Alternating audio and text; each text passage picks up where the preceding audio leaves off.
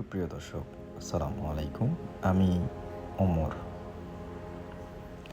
আজ একটি ছোট্ট বিষয় নিয়ে আসছি, সেটা হলো চট্টগ্রামের মানুষ নিয়ে।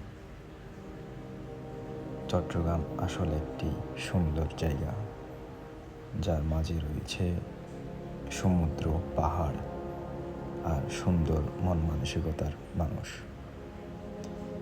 একটি জিনিস লক্ষ্য করে দেখবেন, বাংলাদেশের যে কোনো জেলায় দুর্যোগ হোক না কেন, তখন কিন্তু সর্বপ্রথম ছুটে যায় চট্টগ্রামের মানুষ। আসলে বিষয়টি তাদেরকে আরও সুন্দর করে তোলে, কারণ একটাই, সেটা হলো তাদের মন মানসিকতা।